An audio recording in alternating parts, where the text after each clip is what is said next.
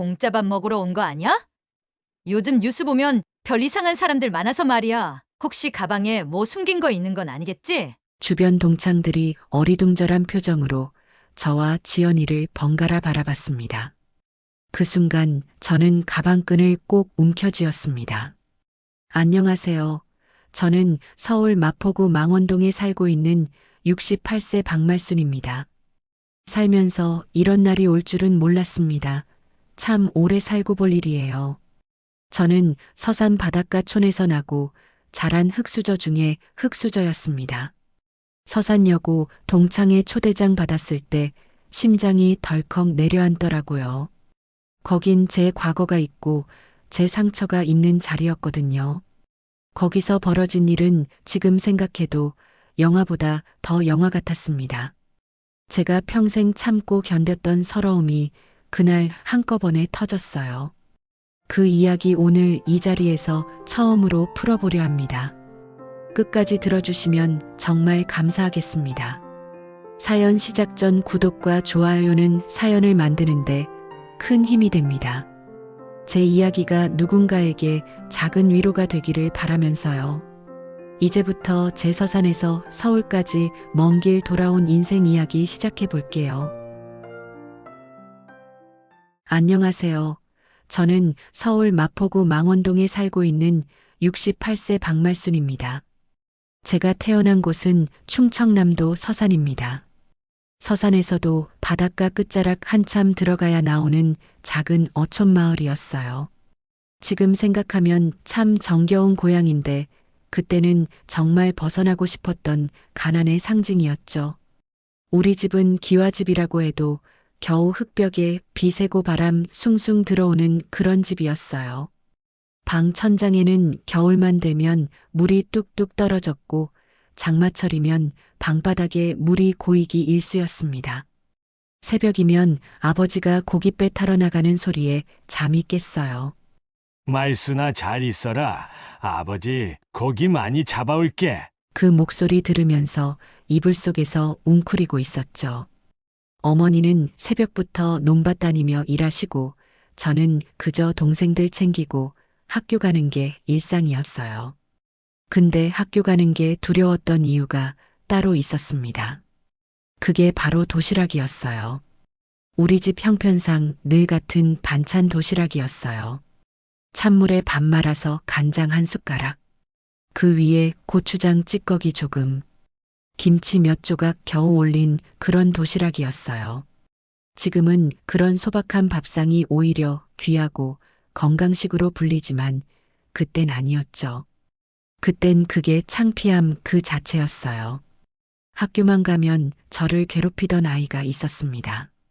이름은 최지연. 같은 반 친구였는데 할아버지가 서산에서 큰 기름집을 하셨고 집이 부자였어요. 그 아이는 도시락도 고급스러웠어요. 고기 반찬에 계란말이에 사과까지 싸왔죠. 그 아이가 저를 볼 때마다 이런 말을 했습니다. 말순이 또 그 냄새나는 도시락 싸왔네. 어우 저건 왜 싸우는 거야. 차라리 굶지. 심지어 그 아이는 도시락 뚜껑을 확 열어서 고의로 냄새를 퍼뜨리기도 했어요. 주변 애들이 킥킥 웃으며 코를 막았죠. 그때의 모욕감이란 정말 말로 표현할 수 없습니다. 학교 끝나면 집에 가서 어머니 앞에서 웃으며 아무렇지 않은 척 했어요. 하지만 속으로는 이를 악물었습니다. 기필코 서울 가서 성공할 거야. 나중에 내 아이들은 이런 수모 안 겪게 할 거야. 그 생각 하나로 버틴 어린 시절이었어요. 중학교 졸업하고 바로 서울로 올라왔습니다. 일자리를 구하려고 했지만 세상은 생각보다 냉정했어요. 어린 나이에 할 수 있는 건 허드렛일 뿐이었죠. 식당 주방에서 채소 다듬고 설거지하고 새벽마다 신문 배달 뛰고 건물 계단 청소하며 살았습니다. 월세 반지하 방에 살면서도 하루하루 꿈을 꿨죠. 그때 만난 사람이 제 남편이었습니다. 이름은 김만수. 같은 청소업체에서 일하던 사람이었어요. 크게 잘생기거나 말이 많은 사람은 아니었지만 누구보다 성실하고 따뜻한 사람이었어요. 둘 다 돈이 없어 결혼식은 꿈도 못 꿨습니다. 고시원에서 같이 살림을 시작했고 그 속에서 두 아이를 낳았습니다. 큰아들 김준호, 작은딸 김나영. 반지하 방에 습기 찬 그 좁은 방에서 아이들 재우고 둘이 눈 마주치며 웃던 그 시간이 제겐 참 소중했어요. 남편이 말했죠. 말순아, 우리 애들은 꼭 배골치 않게 키우자. 응? 그 약속 하나 지키려고 저는 악착같이 살았습니다. 하지만 인생이 어디 마음먹은 대로 흘러가나요? 남편이 건설 현장에서 일하다가 사고를 당했습니다. 철근에 발이 걸려서 고층에서 떨어진 거였어요. 그 소식 듣고 병원으로 뛰어갔을 때 이미 남편은 숨을 거두고 있었습니다. 말순아, 애들 잘 키워줘. 그게 내 마지막 부탁이야. 그 말을 남기고 남편은 떠났습니다. 그날 이후 저는 더 이상 울지 않았습니다. 울 시간도 없었어요. 아이들 먹이고 입히고 공부시키는 게 저의 전부였어요. 낮에는 빌딩 유리창 닦고 밤에는 청소일하고 토요일 일요일도 없이 살았습니다. 김준호는 어릴 때부터 속 한번 썩이지 않고 열심히 공부했어요. 학원 한번 못 보내줬지만 스스로 공부하고 아르바이트하며 대학에 갔죠. 그 대학에서 요리를 배우기 시작했어요. 엄마처럼 억척스럽게 일만 하다 죽기 싫다고 말하면서 그런 아들을 보며 저는 오히려 기뻤어요. 준호야, 내 꿈이 요리사면 끝까지 해봐라. 엄마는 내 편이다. 딸 나영이는 간호사가 되었어요. 둘 다 자랑스러운 제 자식입니다. 하지만 제 가슴 한구석엔 늘 서산에서 당했던 그 모욕감, 그 상처가 남아 있었습니다. 그런 저에게 어느 날 도착한 서산여고 동창회 초대장. 장소는 강남 한복판 고급 레스토랑이었습니다. 순간 심장이 내려앉았습니다. 그 자리에 누가 나올까, 무슨 말을 들을까. 그때 제 머릿속에 딱 한 얼굴이 떠올랐어요. 바로 최지연. 어린 시절 저를 그렇게 괴롭히던 아이. 과연 그 아이는 어떤 모습일까? 그리고 제가 가서 무슨 말을 듣게 될까? 그 두려움과 설렘이 뒤섞인 마음으로 저는 동창회 날 아침을 맞이했습니다. 평소처럼 평범한 원피스에 손때 묻은 가방 하나 들고 어머니 유품으로 남긴 손수건을 넣었습니다. 그 손수건은 저에게 용기와 위로를 주는 부적 같은 존재였어요. 그렇게 저는 강남 레스토랑 앞에 섰습니다. 하지만 그날 그 자리에선 제가 상상도 못한 일들이 벌어졌습니다. 제 인생을 송두리째 뒤흔드는 사건들. 그리고 그 사건들은 저를 더 단단하게 만들었습니다. 그날 강남 한복판 고급 레스토랑 앞에 서 있는데 제 심장이 그렇게 뛰긴 정말 오랜만이었습니다. 입구 유리문에 비친 제 모습을 보니 참 여러 생각이 스쳐가더군요. 평범한 원피스 손때 묻은 가방 허리 굽은 제 모습. 하지만 제 얼굴에는 그동안 버텨온 세월이 다 적혀 있었죠. 천천히 문을 열고 들어섰을 때 은은한 클래식 음악이 들려왔고 샹들리에 불빛이 제 머리 위로 쏟아졌습니다. 한 발 한 발 들어서는데 익숙한 목소리가 들렸어요. 어머 세상에 이게 누구야? 아니 박말순 아니야? 그 목소리 주인공은 바로 최지연이었습니다. 그 아이는 아니 그 여자는 여전히 화려했습니다. 명품 브랜드 옷에 반짝이는 액세서리 얼굴도 성형수술을 얼마나 했는지 예전 얼굴이 아니더군요. 주변 동창들이 둘러앉아 웃고 수다 떠는 사이 지연이가 저를 향해 비웃듯이 말했습니다. 아직도 그런 옷 입고 다니냐? 서울 산다더니 스타일은 그대로네. 촌티 폴폴 나는 거 보소. 주변 사람들이 킥킥거리며 저를 훑어보는 시선이 꽂혔습니다.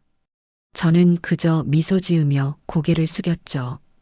그런데 지연이가 더 강하게 나왔습니다. 이 레스토랑 비싼 데인 거 알지? 무슨 행사 있다고 공짜 밥 먹으러 온 거 아니야? 요즘 뉴스 보면 별 이상한 사람들 많아서 말이야. 혹시 가방에 뭐 숨긴 거 있는 건 아니겠지? 주변 동창들이 어리둥절한 표정으로 저와 지연이를 번갈아 바라봤습니다. 그 순간 저는 가방끈을 꼭 움켜쥐었습니다. 공짜밥 먹으러 온 거 아니야?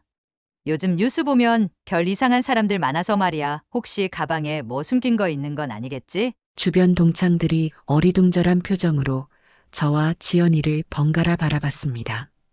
그 순간 저는 가방끈을 꼭 움켜쥐었습니다. 그 안에는 돌아가신 어머니 영정사진과 서산여고 졸업앨범 한 장뿐이었어요. 지연이가 계속 떠들어댔습니다. 요즘 뉴스 보니까 진상 손님 많더라고. 가방 검사 좀 하자. 직원 불러봐. 어서. 정말 그 순간은 제 인생에서 가장 참기 힘든 모욕이었습니다. 그때 레스토랑 직원 몇 명이 당황한 얼굴로 다가왔습니다.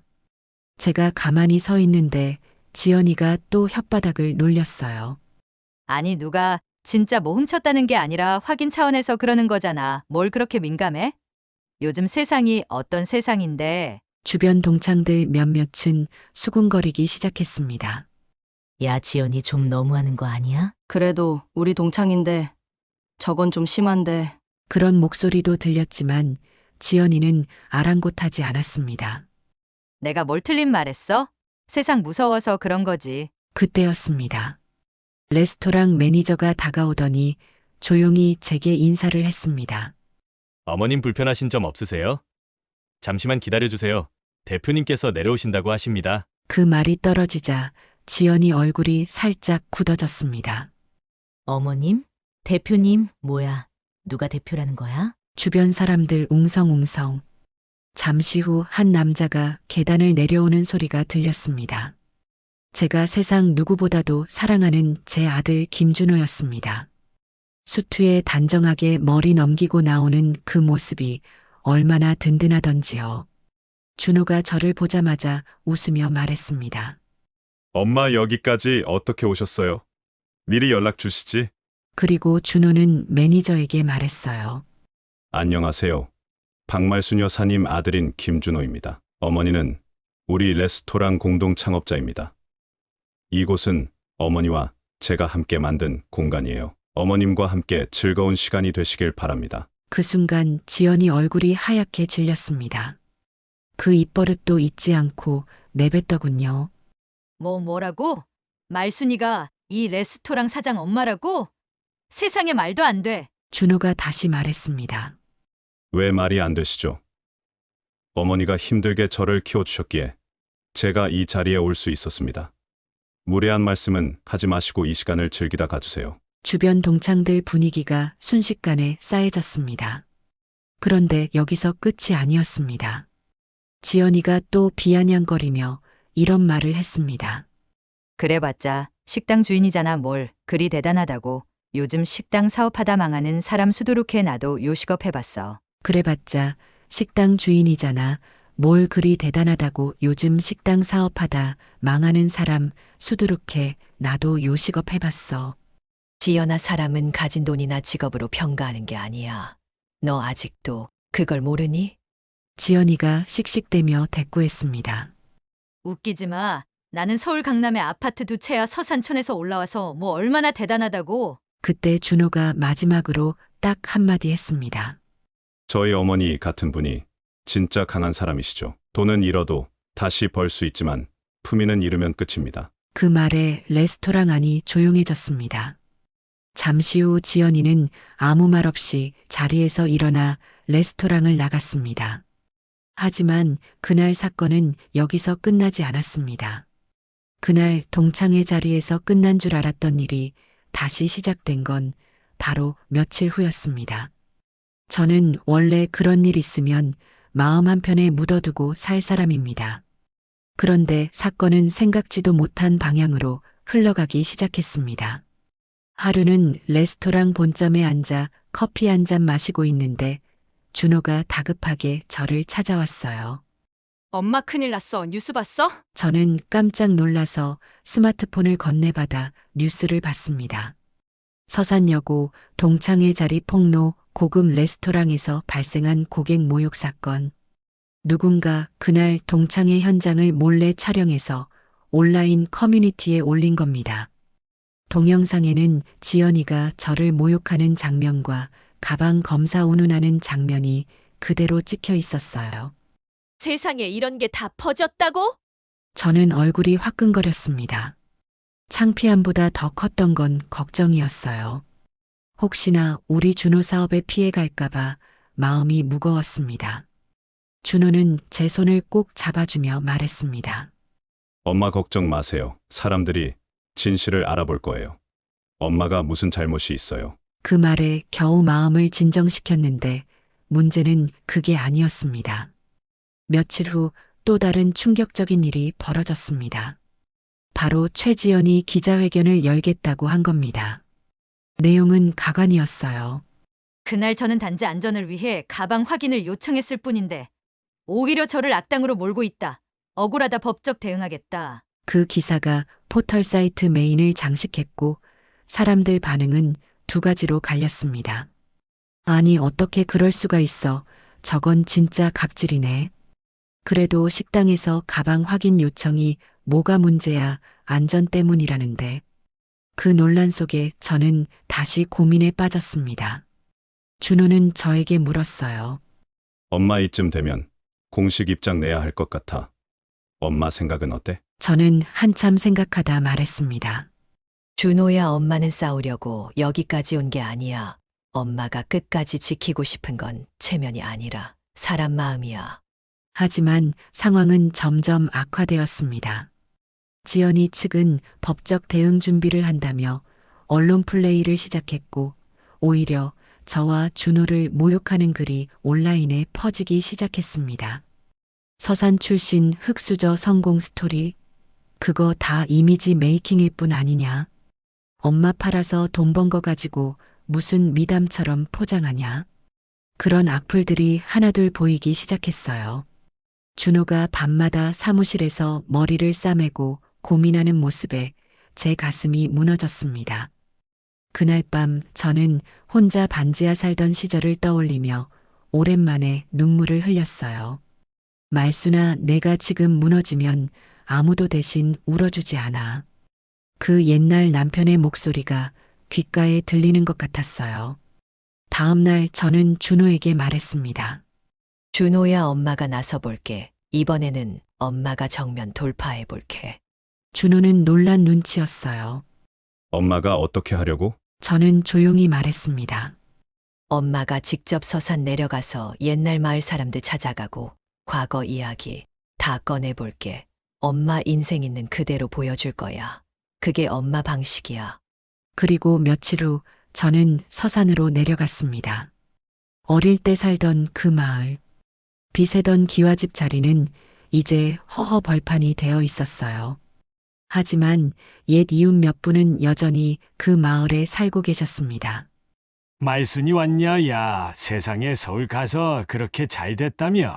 저는 그분들과 이야기 나누며 옛날 사진도 보여드리고 동영상 인터뷰도 찍었습니다. 제가 어떤 집에서 자랐고 어떤 삶을 살았는지 숨김없이 보여드렸어요. 그 영상은 레스토랑 공식 채널을 통해 올라갔고 사람들 반응은 예상보다 훨씬 뜨거웠습니다. 진짜 눈물 난다. 저런 어머니 밑에서 자란 아들이니 성공한 거다. 명품은 없어도 사람 품격은 타고나는구나. 그렇게 상황은 조금씩 반전되기 시작했어요. 하지만 지연이는 또 한 번 충격적인 행동을 했습니다. 자신이 운영하는 요식업 매장을 저희 레스토랑 본점 근처에 오픈한다고 발표한 겁니다. 내가 제대로 보여줄게. 누가 진짜 강자인지. 그 말은 사실상 선전포고나 다름없었어요. 준호는 그 소식을 듣고 잠깐 흔들리는 듯 했지만 곧바로 말했습니다. 엄마, 우리가 해야 할 일은 싸움이 아니야. 우리가 걸어온 길 보여주자. 진심은 결국 통한다고 믿자. 그 말에 저는 또다시 마음을 다잡았습니다. 그날 이후 저는 레스토랑 한켠에 상처의 벽이라는 공간을 만들었습니다. 누구든 자신의 아픔을 적어 남길 수 있는 작은 벽. 하나둘 그 벽에는 사람들의 사연이 붙기 시작했어요. 저도 어린 시절 도시락 때문에 울었던 적 있어요. 저를 괴롭히던 친구가 있었는데 이제는 이해해 보려고 합니다. 말순 사장님 덕분에 저도 다시 힘낼 용기가 생겼어요. 그 글들을 보며 저는 다시 한번 확신했습니다. 진짜 성공은 돈이 아니라고, 진짜 복수는 싸움이 아니라고, 사람 마음을 얻는 게 가장 큰 승리라는 걸. 시간이 갈수록 상황은 더 뜨거워졌습니다. 최지연이 레스토랑 본점 근처에 새로 오픈한 고급 레스토랑 이름부터가 기가 막혔어요. 진짜 품격. 제 가슴에 걸렸던 그 단어를 그대로 가져다 쓴 겁니다. 간판도 대문짝만하게 품격을 아는 사람들만 오십시오라고 적어놨더군요. 이쯤 되면 고의도 이런 고의가 없지요. 동네 사람들도 웅성웅성 거렸어요. 아니, 저건 진짜 싸우자는 거 아니야? 와, 저렇게 대놓고 도발하는 건 처음 본다. 저희 레스토랑 손님들 사이에서도 말이 많아졌습니다. 누군가는 이런 말을 하더군요. 말순 사장님이 가만히 있으니 저렇게 나오네. 이번엔 대응 좀 하셔야 되는 거 아니에요? 맞아요. 사람 마음이란 참 간사합니다. 처음에는 품위 있게 넘기자 다짐했는데 이런 식으로 계속 도발을 당하니 제 마음 한구석이 부글부글 끓어올랐습니다. 그날 밤 준호와 단둘이 술 한 잔을 나눴습니다. 엄마 화나지 않아? 나 진짜 속에서 천불이 난다니까? 저는 조용히 술잔을 들었다 놓으며 말했어요. 준호야, 엄마 인생에서 제일 무서운 건 사람이 아니야. 빈손으로 서울 올라왔던 그 겨울밤 엄마가 제일 두려웠던 건 추위도 아니고 굶주림도 아니었어. 그럼 뭐였는데, 엄마? 사람이 무너지는 거, 그거 한 번 무너지면 못 일어나. 그걸 알기 때문에 엄마는 끝까지 싸우지 않을 거야. 엄마 방식으로 보여줄 거야. 준호는 제 말을 듣고 고개를 끄덕였어요. 그래. 엄마 말이 맞아. 우리가 걸어온 길이 틀리지 않았다는 거 그냥 보여주자. 그 후로 저희 레스토랑은 다른 대응을 준비하기 시작했습니다. 첫 번째로 서산 바닷가 어머니들이 직접 만든 반찬 코너를 레스토랑에 새로 마련했어요. 엄마의 손맛 그대로. 직접 고향 어머니들이 만든 젓갈 김치 장아찌가 테이블에 올라가기 시작했습니다. 두 번째는 제가 직접 손편지를 써서 손님들에게 건넸어요. 이 공간에 와주셔서 고맙습니다. 힘들 때 사람 마음이 밥보다 위로가 되더군요. 밥 한 끼 먹고 마음도 한번 쉬었다 가세요. 박말순 올림 마이너스. 그 작은 변화가 사람들의 마음을 움직이기 시작했습니다. 인터넷 후기에도 이런 글이 올라왔어요. 여기 오면 그냥 밥 먹는 게 아니라 위로받고 갑니다. 서울에서 이런 공간이 있다니 믿기지 않네요. 그렇게 저희 레스토랑은 사람들 사이에서 진짜 품격이라는 말을 듣기 시작했어요. 반면 지연이의 레스토랑은 초반 반짝 흥행을 하다가 점점 사람들의 발길이 끊기기 시작했습니다. 왜냐하면 그곳에는 음식은 있어도 마음이 없었거든요. 아무리 고급 인테리어, 아무리 비싼 재료를 써도 사람 마음은 못 속입니다. 그리고 결정적인 일이 터졌습니다. 지연이 레스토랑 직원들이 익명으로 폭로글을 올린 겁니다. 대표님이 직원들에게 막말을 일삼고 손님 앞에서도 모욕을 줍니다. 품격을 강요하지만 진짜 품격이 뭔지는 모르는 분입니다. 그 글이 올라오자마자 언론사들이 들썩이기 시작했습니다. 결국 지연이는 공식 사과문을 발표할 수밖에 없었어요. 하지만 사람들은 이미 등을 돌린 상태였습니다. 그 소식을 들은 저는 솔직히 마음이 복잡했습니다. 기쁜 것도 아니고 그렇다고 슬픈 것도 아니고 그냥 허탈하더군요. 사람 인생이란 게 이렇게 허망한 거구나 싶었습니다. 며칠 후 제가 레스토랑 마감하고 집에 가려는데 누군가 제 앞에 서 있었습니다. 최지연이었어요. 옛날 그 화려하던 모습은 사라지고 수척한 얼굴로 저를 바라보더군요. 말순아, 나 좀 잠깐 볼 수 있을까? 저는 말없이 고개를 끄덕였습니다. 가까운 공원 벤치에 나란히 앉았는데 한동안 아무 말도 안 하더니 지연이가 입을 열었습니다. 너는 정말 강한 사람이야. 나처럼 돈이 있다고 잘난 게 아니었더라.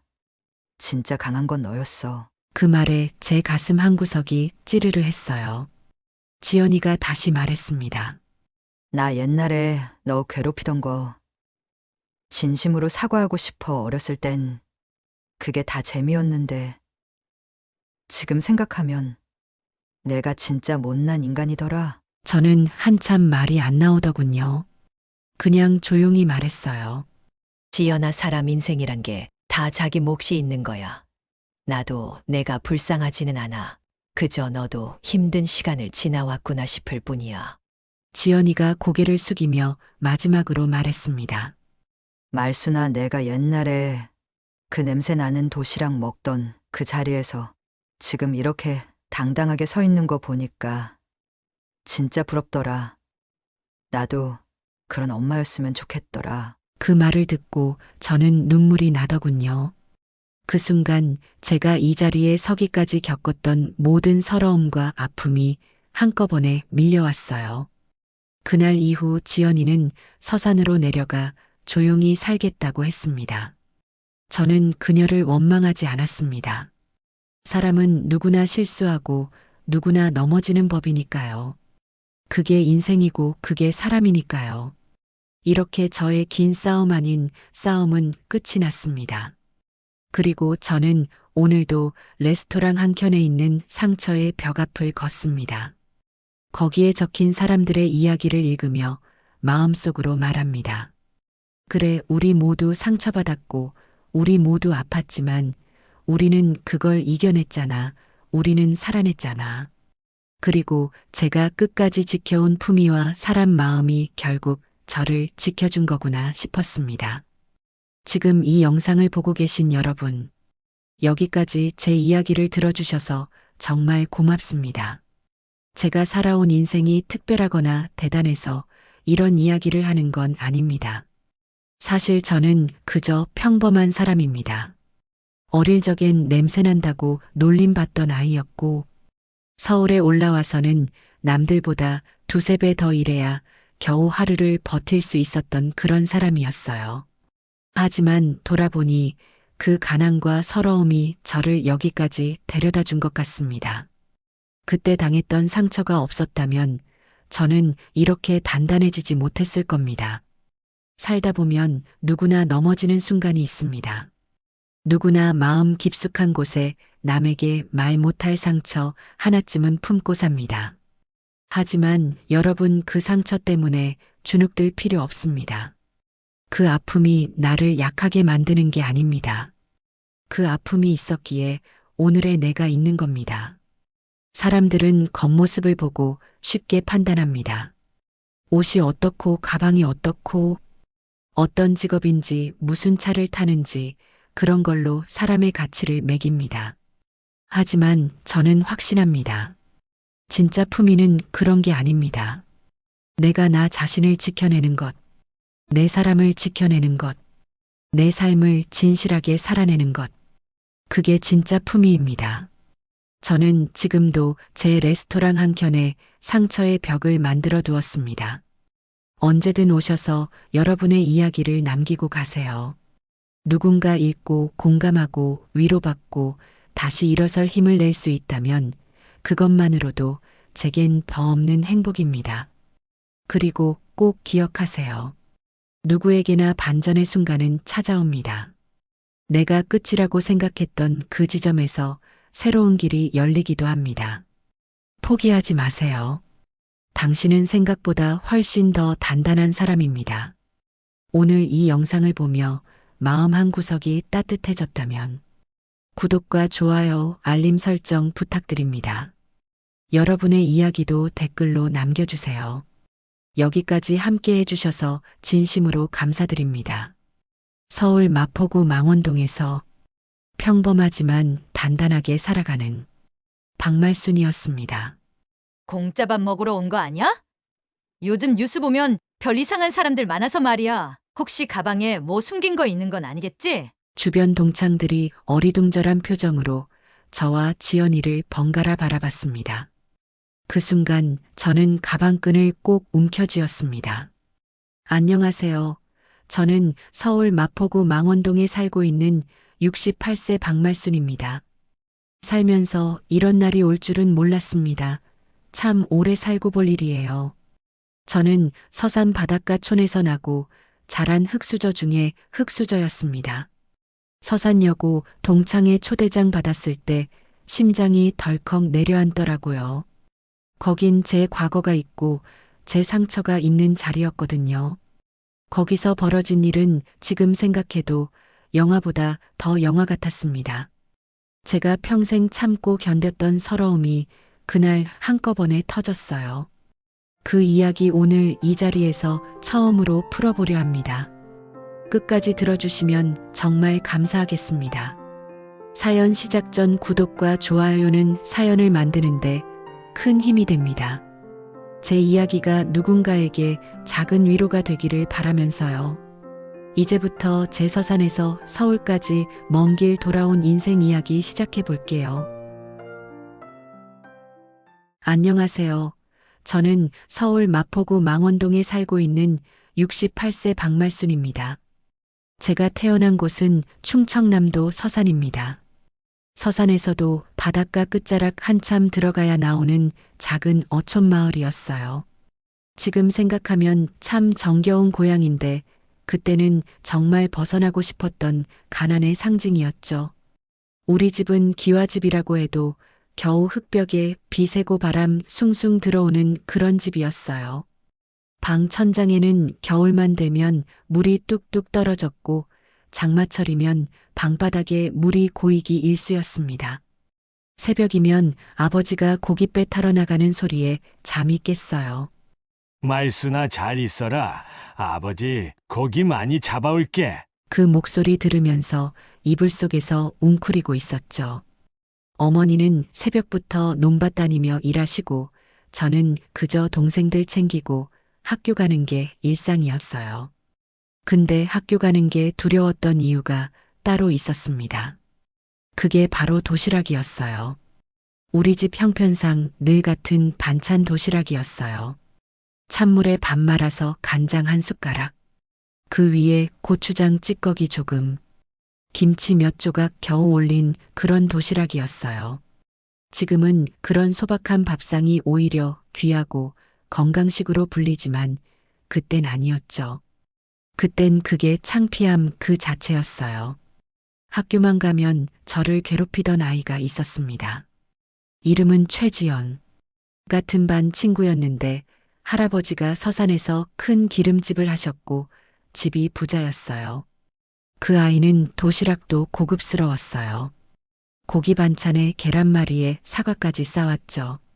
그 아이가 저를 볼 때마다 이런 말을 했습니다. 말순이 또 그 냄새나는 도시락 싸왔네. 어우 저건 왜 싸우는 거야. 차라리 굶지. 심지어 그 아이는 도시락 뚜껑을 확 열어서 고의로 냄새를 퍼뜨리기도 했어요. 주변 애들이 킥킥 웃으며 코를 막았죠. 그때의 모욕감이란 정말 말로 표현할 수 없습니다. 학교 끝나면 집에 가서 어머니 앞에서 웃으며 아무렇지 않은 척 했어요. 하지만 속으로는 이를 악물었습니다. 기필코 서울 가서 성공할 거야. 나중에 내 아이들은 이런 수모 안 겪게 할 거야. 그 생각 하나로 버틴 어린 시절이었어요. 중학교 졸업하고 바로 서울로 올라왔습니다. 일자리를 구하려고 했지만 세상은 생각보다 냉정했어요. 어린 나이에 할 수 있는 건 허드렛일 뿐이었죠. 식당 주방에서 채소 다듬고 설거지하고 새벽마다 신문 배달 뛰고 건물 계단 청소하며 살았습니다. 월세 반지하 방에 살면서도 하루하루 꿈을 꿨죠. 그때 만난 사람이 제 남편이었습니다. 이름은 김만수. 같은 청소업체에서 일하던 사람이었어요. 크게 잘생기거나 말이 많은 사람은 아니었지만 누구보다 성실하고 따뜻한 사람이었어요. 둘 다 돈이 없어 결혼식은 꿈도 못 꿨습니다. 고시원에서 같이 살림을 시작했고 그 속에서 두 아이를 낳았습니다. 큰아들 김준호, 작은딸 김나영. 반지하 방에 습기 찬 그 좁은 방에서 아이들 재우고 둘이 눈 마주치며 웃던 그 시간이 제겐 참 소중했어요. 남편이 말했죠. 말순아, 우리 애들은 꼭 배골치 않게 키우자. 응? 그 약속 하나 지키려고 저는 악착같이 살았습니다. 하지만 인생이 어디 마음먹은 대로 흘러가나요? 남편이 건설 현장에서 일하다가 사고를 당했습니다. 철근에 발이 걸려서 고층에서 떨어진 거였어요. 그 소식 듣고 병원으로 뛰어갔을 때 이미 남편은 숨을 거두고 있었습니다. 말순아, 애들 잘 키워줘. 그게 내 마지막 부탁이야. 그 말을 남기고 남편은 떠났습니다. 그날 이후 저는 더 이상 울지 않았습니다. 울 시간도 없었어요. 아이들 먹이고 입히고 공부시키는 게 저의 전부였어요. 낮에는 빌딩 유리창 닦고 밤에는 청소일하고 토요일 일요일도 없이 살았습니다. 김준호는 어릴 때부터 속 한번 썩이지 않고 열심히 공부했어요. 학원 한번 못 보내줬지만 스스로 공부하고 아르바이트하며 대학에 갔죠. 그 대학에서 요리를 배우기 시작했어요. 엄마처럼 억척스럽게 일만 하다 죽기 싫다고 말하면서 그런 아들을 보며 저는 오히려 기뻤어요. 준호야, 내 꿈이 요리사면 끝까지 해봐라. 엄마는 내 편이다. 딸 나영이는 간호사가 되었어요. 둘 다 자랑스러운 제 자식입니다. 하지만 제 가슴 한구석엔 늘 서산에서 당했던 그 모욕감, 그 상처가 남아 있었습니다. 그런 저에게 어느 날 도착한 서산여고 동창회 초대장. 장소는 강남 한복판 고급 레스토랑이었습니다. 순간 심장이 내려앉았습니다. 그 자리에 누가 나올까, 무슨 말을 들을까. 그때 제 머릿속에 딱 한 얼굴이 떠올랐어요. 바로 최지연. 어린 시절 저를 그렇게 괴롭히던 아이. 과연 그 아이는 어떤 모습일까? 그리고 제가 가서 무슨 말을 듣게 될까? 그 두려움과 설렘이 뒤섞인 마음으로 저는 동창회 날 아침을 맞이했습니다.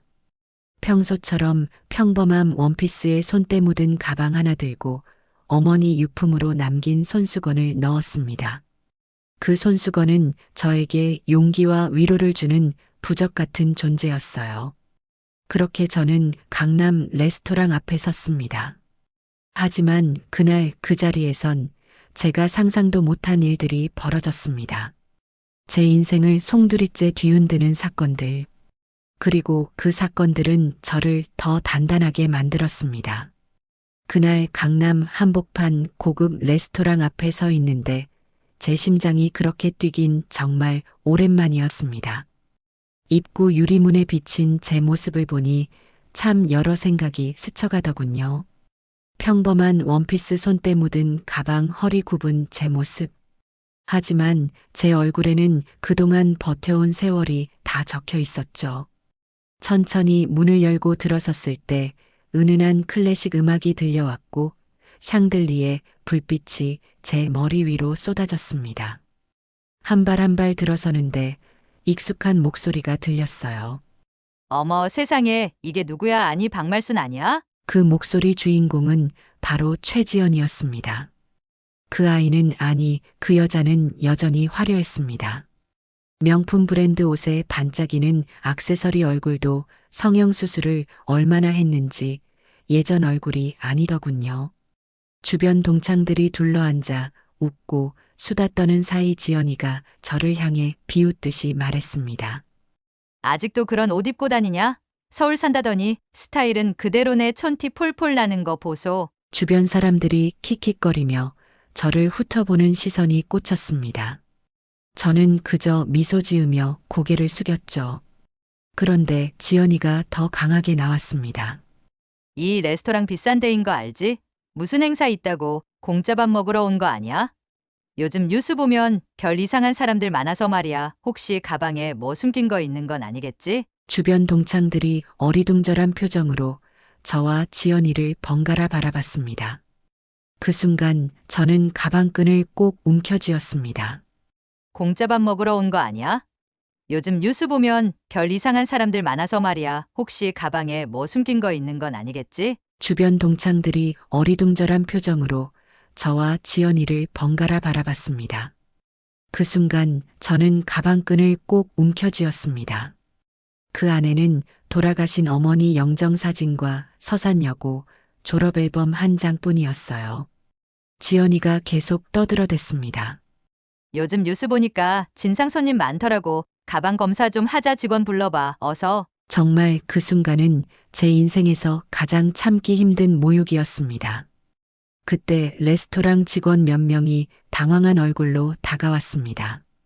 제가 가만히 서 있는데 지연이가 또 혓바닥을 놀렸어요. 아니 누가 진짜 뭐 훔쳤다는 게 아니라 확인 차원에서 그러는 거잖아. 뭘 그렇게 민감해? 요즘 세상이 어떤 세상인데. 주변 동창들 몇몇은 수군거리기 시작했습니다. 야, 지연이 좀 너무하는 거 아니야? 그래도 우리 동창인데 저건 좀 심한데. 그런 목소리도 들렸지만 지연이는 아랑곳하지 않았습니다. 내가 뭘 틀린 말했어? 세상 무서워서 그런 거지. 그때였습니다. 레스토랑 매니저가 다가오더니 조용히 제게 인사를 했습니다. 어머님 불편하신 점 없으세요? 잠시만 기다려주세요. 대표님께서 내려오신다고 하십니다. 그 말이 떨어지자 지연이 얼굴이 살짝 굳어졌습니다. 어머님? 대표님? 뭐야? 누가 대표라는 거야? 주변 사람들 웅성웅성. 잠시 후 한 남자가 계단을 내려오는 소리가 들렸습니다. 제가 세상 누구보다도 사랑하는 제 아들 김준호였습니다. 수트에 단정하게 머리 넘기고 나오는 그 모습이 얼마나 든든하던지요. 준호가 저를 보자마자 웃으며 말했습니다. 엄마 여기까지 어떻게 오셨어요? 미리 연락 주시지. 그리고 준호는 매니저에게 말했어요. 안녕하세요. 박말순 여사님 아들인 김준호입니다. 어머니는 우리 레스토랑 공동 창업자입니다. 이곳은 어머니와 제가 함께 만든 공간이에요. 어머님과 함께 즐거운 시간이 되시길 바랍니다. 그 순간 지연이 얼굴이 하얗게 질렸습니다. 그 입버릇도 잊지 않고 내뱉더군요. 뭐라고? 말순이가 이 레스토랑 사장 엄마라고? 세상에 말도 안 돼. 준호가 다시 말했습니다. 왜 말이 안 되시죠? 어머니가 힘들게 저를 키워주셨기에 제가 이 자리에 올 수 있었습니다. 무례한 말씀은 하지 마시고 이 시간을 즐기다 가주세요. 주변 동창들 분위기가 순식간에 싸해졌습니다. 그런데 여기서 끝이 아니었습니다. 지연이가 또 비아냥거리며 이런 말을 했습니다. 그래봤자 식당 주인이잖아. 뭘 그리 대단하다고. 요즘 식당 사업하다 망하는 사람 수두룩해. 나도 요식업 해봤어. 그래봤자 식당 주인이잖아. 뭘 그리 대단하다고. 요즘 식당 사업하다 망하는 사람 수두룩해. 나도 요식업 해봤어. 지연아, 사람은 가진 돈이나 직업으로 평가하는 게 아니야. 너 아직도 그걸 모르니? 지연이가 씩씩대며 대꾸했습니다. 웃기지 마. 나는 서울 강남의 아파트 2채야 서산촌에서 올라와서 뭐 얼마나 대단하다고. 그때 준호가 마지막으로 딱 한마디 했습니다. 저희 어머니 같은 분이 진짜 강한 사람이시죠. 돈은 잃어도 다시 벌 수 있지만 품위는 잃으면 끝입니다. 그 말에 레스토랑 안이 조용해졌습니다. 잠시 후 지연이는 아무 말 없이 자리에서 일어나 레스토랑을 나갔습니다. 하지만 그날 사건은 여기서 끝나지 않았습니다. 그날 동창회 자리에서 끝난 줄 알았던 일이 다시 시작된 건 바로 며칠 후였습니다. 저는 원래 그런 일 있으면 마음 한편에 묻어두고 살 사람입니다. 그런데 사건은 생각지도 못한 방향으로 흘러가기 시작했습니다. 하루는 레스토랑 본점에 앉아 커피 한 잔 마시고 있는데 준호가 다급하게 저를 찾아왔어요. 엄마 큰일 났어. 뉴스 봤어? 저는 깜짝 놀라서 스마트폰을 건네받아 뉴스를 봤습니다. 서산여고 동창회 자리 폭로 고급 레스토랑에서 발생한 고객 모욕 사건. 누군가 그날 동창회 현장을 몰래 촬영해서 온라인 커뮤니티에 올린 겁니다. 동영상에는 지연이가 저를 모욕하는 장면과 가방 검사 운운하는 장면이 그대로 찍혀 있었어요. 세상에 이런 게 다 퍼졌다고? 저는 얼굴이 화끈거렸습니다. 창피함보다 더 컸던 건 걱정이었어요. 혹시나 우리 준호 사업에 피해 갈까봐 마음이 무거웠습니다. 준호는 제 손을 꼭 잡아주며 말했습니다. 엄마 걱정 마세요. 사람들이 진실을 알아볼 거예요. 엄마가 무슨 잘못이 있어요. 그 말에 겨우 마음을 진정시켰는데 문제는 그게 아니었습니다. 며칠 후 또 다른 충격적인 일이 벌어졌습니다. 바로 최지연이 기자회견을 열겠다고 한 겁니다. 내용은 가관이었어요. 그날 저는 단지 안전을 위해 가방 확인을 요청했을 뿐인데 오히려 저를 악당으로 몰고 있다. 억울하다. 법적 대응하겠다. 그 기사가 포털 사이트 메인을 장식했고 사람들 반응은 두 가지로 갈렸습니다. 아니, 어떻게 그럴 수가 있어. 저건 진짜 갑질이네. 그래도 식당에서 가방 확인 요청이 뭐가 문제야. 안전 때문이라는데. 그 논란 속에 저는 다시 고민에 빠졌습니다. 준호는 저에게 물었어요. 엄마 이쯤 되면 공식 입장 내야 할 것 같아. 엄마 생각은 어때? 저는 한참 생각하다 말했습니다. 준호야, 엄마는 싸우려고 여기까지 온 게 아니야. 엄마가 끝까지 지키고 싶은 건 체면이 아니라 사람 마음이야. 하지만 상황은 점점 악화되었습니다. 지연이 측은 법적 대응 준비를 한다며 언론 플레이를 시작했고 오히려 저와 준호를 모욕하는 글이 온라인에 퍼지기 시작했습니다. 서산 출신 흑수저 성공 스토리, 그거 다 이미지 메이킹일 뿐 아니냐. 엄마 팔아서 돈 번 거 가지고 무슨 미담처럼 포장하냐. 그런 악플들이 하나둘 보이기 시작했어요. 준호가 밤마다 사무실에서 머리를 싸매고 고민하는 모습에 제 가슴이 무너졌습니다. 그날 밤 저는 혼자 반지하 살던 시절을 떠올리며 오랜만에 눈물을 흘렸어요. 말수나 내가 지금 무너지면 아무도 대신 울어주지 않아. 그 옛날 남편의 목소리가 귓가에 들리는 것 같았어요. 다음 날 저는 준호에게 말했습니다. 준호야, 엄마가 나서볼게. 이번에는 엄마가 정면 돌파해볼게. 준호는 놀란 눈치였어요. 엄마가 어떻게 하려고? 저는 조용히 말했습니다. 엄마가 직접 서산 내려가서 옛날 마을 사람들 찾아가고 과거 이야기 다 꺼내볼게. 엄마 인생 있는 그대로 보여줄 거야. 그게 엄마 방식이야. 그리고 며칠 후 저는 서산으로 내려갔습니다. 어릴 때 살던 그 마을. 비세던 기와집 자리는 이제 허허 벌판이 되어 있었어요. 하지만 옛 이웃 몇 분은 여전히 그 마을에 살고 계셨습니다.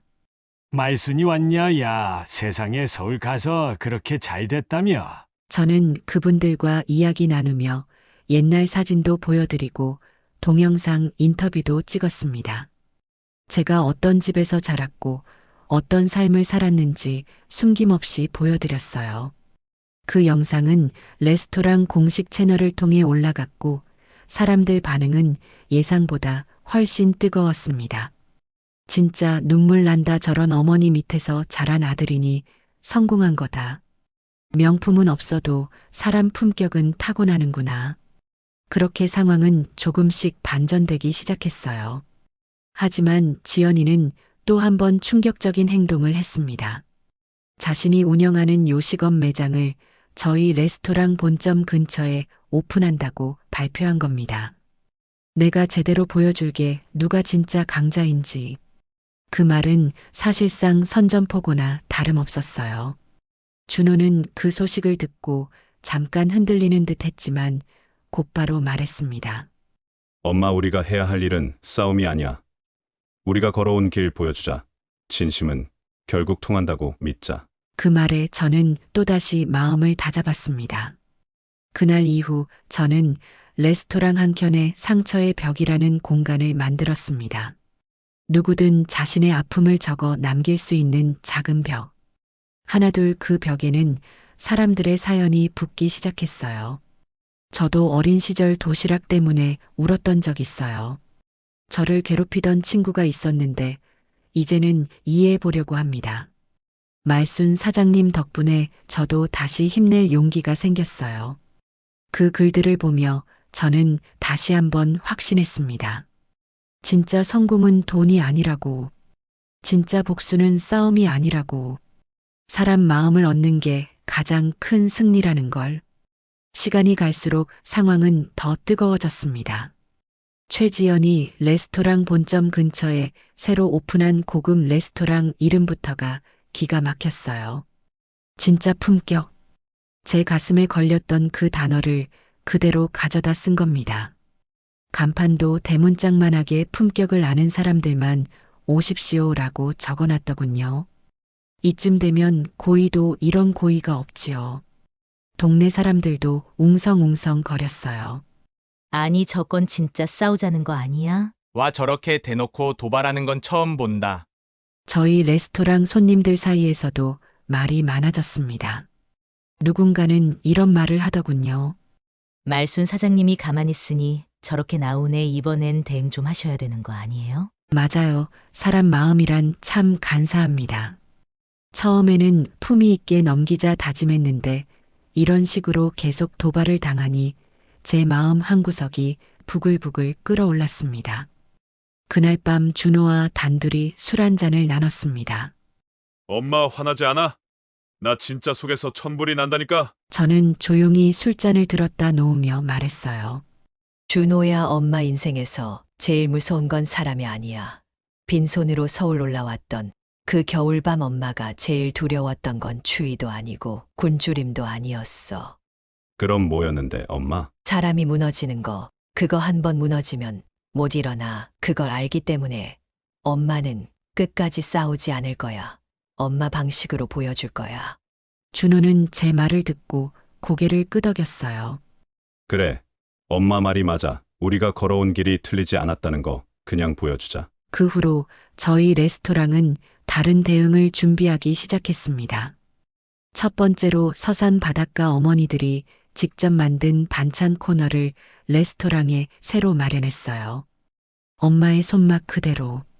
직접 고향 어머니들이 만든 젓갈 김치 장아찌가 테이블에 올라가기 시작했습니다. 두 번째는 제가 직접 손편지를 써서 손님들에게 건넸어요. 이 공간에 와주셔서 고맙습니다. 힘들 때 사람 마음이 밥보다 위로가 되더군요. 밥 한 끼 먹고 마음도 한번 쉬었다 가세요. 박말순 올림 마이너스. 그 작은 변화가 사람들의 마음을 움직이기 시작했습니다. 인터넷 후기에도 이런 글이 올라왔어요. 여기 오면 그냥 밥 먹는 게 아니라 위로받고 갑니다. 서울에서 이런 공간이 있다니 믿기지 않네요. 그렇게 저희 레스토랑은 사람들 사이에서 진짜 품격이라는 말을 듣기 시작했어요. 반면 지연이의 레스토랑은 초반 반짝 흥행을 하다가 점점 사람들의 발길이 끊기기 시작했습니다. 왜냐하면 그곳에는 음식은 있어도 마음이 없었거든요. 아무리 고급 인테리어, 아무리 비싼 재료를 써도 사람 마음은 못 속입니다. 그리고 결정적인 일이 터졌습니다. 지연이 레스토랑 직원들이 익명으로 폭로글을 올린 겁니다. 대표님이 직원들에게 막말을 일삼고 손님 앞에서도 모욕을 줍니다. 품격을 강요하지만 진짜 품격이 뭔지는 모르는 분입니다. 그 글이 올라오자마자 언론사들이 들썩이기 시작했습니다. 결국 지연이는 공식 사과문을 발표할 수밖에 없었어요. 하지만 사람들은 이미 등을 돌린 상태였습니다. 그 소식을 들은 저는 솔직히 마음이 복잡했습니다. 기쁜 것도 아니고 그렇다고 슬픈 것도 아니고 그냥 허탈하더군요. 사람 인생이란 게 이렇게 허망한 거구나 싶었습니다. 며칠 후 제가 레스토랑 마감하고 집에 가려는데 누군가 제 앞에 서 있었습니다. 최지연이었어요. 옛날 그 화려하던 모습은 사라지고 수척한 얼굴로 저를 바라보더군요. 말순아, 나 좀 잠깐 볼 수 있을까? 저는 말없이 고개를 끄덕였습니다. 가까운 공원 벤치에 나란히 앉았는데 한동안 아무 말도 안 하더니 지연이가 입을 열었습니다. 너는 정말 강한 사람이야. 나처럼 돈이 있다고 잘난 게 아니었더라. 진짜 강한 건 너였어. 그 말에 제 가슴 한구석이 찌르르 했어요. 지연이가 다시 말했습니다. 나 옛날에 너 괴롭히던 거 진심으로 사과하고 싶어. 어렸을 땐 그게 다 재미였는데 지금 생각하면 내가 진짜 못난 인간이더라. 저는 한참 말이 안 나오더군요. 그냥 조용히 말했어요. 지연아, 사람 인생이란 게 다 자기 몫이 있는 거야. 나도 내가 불쌍하지는 않아. 그저 너도 힘든 시간을 지나왔구나 싶을 뿐이야. 지연이가 고개를 숙이며 마지막으로 말했습니다. 말수나 내가 옛날에 그 냄새 나는 도시락 먹던 그 자리에서 지금 이렇게 당당하게 서 있는 거 보니까 진짜 부럽더라. 나도 그런 엄마였으면 좋겠더라. 그 말을 듣고 저는 눈물이 나더군요. 그 순간 제가 이 자리에 서기까지 겪었던 모든 서러움과 아픔이 한꺼번에 밀려왔어요. 그날 이후 지연이는 서산으로 내려가 조용히 살겠다고 했습니다. 저는 그녀를 원망하지 않았습니다. 사람은 누구나 실수하고 누구나 넘어지는 법이니까요. 그게 인생이고 그게 사람이니까요. 이렇게 저의 긴 싸움 아닌 싸움은 끝이 났습니다. 그리고 저는 오늘도 레스토랑 한켠에 있는 상처의 벽 앞을 걷습니다. 거기에 적힌 사람들의 이야기를 읽으며 마음속으로 말합니다. 그래, 우리 모두 상처받았고 우리 모두 아팠지만 우리는 그걸 이겨냈잖아. 우리는 살아냈잖아. 그리고 제가 끝까지 지켜온 품위와 사람 마음이 결국 저를 지켜준 거구나 싶었습니다. 지금 이 영상을 보고 계신 여러분, 여기까지 제 이야기를 들어주셔서 정말 고맙습니다. 제가 살아온 인생이 특별하거나 대단해서 이런 이야기를 하는 건 아닙니다. 사실 저는 그저 평범한 사람입니다. 어릴 적엔 냄새난다고 놀림받던 아이였고, 서울에 올라와서는 남들보다 두세 배 더 일해야 겨우 하루를 버틸 수 있었던 그런 사람이었어요. 하지만 돌아보니 그 가난과 서러움이 저를 여기까지 데려다 준 것 같습니다. 그때 당했던 상처가 없었다면 저는 이렇게 단단해지지 못했을 겁니다. 살다 보면 누구나 넘어지는 순간이 있습니다.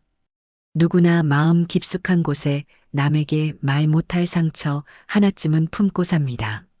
하지만 여러분, 그 상처 때문에 주눅들 필요 없습니다. 그 아픔이 나를 약하게 만드는 게 아닙니다. 그 아픔이 있었기에 오늘의 내가 있는 겁니다. 사람들은 겉모습을 보고 쉽게 판단합니다. 옷이 어떻고 가방이 어떻고 어떤 직업인지 무슨 차를 타는지 그런 걸로 사람의 가치를 매깁니다. 하지만 저는 확신합니다. 진짜 품위는 그런 게 아닙니다. 내가 나 자신을 지켜내는 것, 내 사람을 지켜내는 것, 내 삶을 진실하게 살아내는 것, 그게 진짜 품위입니다. 저는 지금도 제 레스토랑 한켠에 상처의 벽을 만들어 두었습니다. 언제든 오셔서 여러분의 이야기를 남기고 가세요. 누군가 읽고 공감하고 위로받고 다시 일어설 힘을 낼 수 있다면 그것만으로도 제겐 더 없는 행복입니다. 그리고 꼭 기억하세요. 누구에게나 반전의 순간은 찾아옵니다.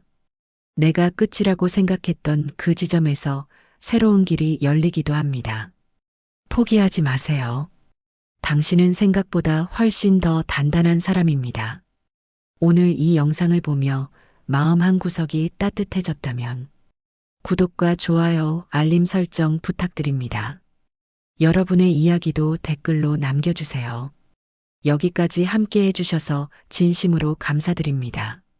서울 마포구 망원동에서 평범하지만 단단하게 살아가는 박말순이었습니다.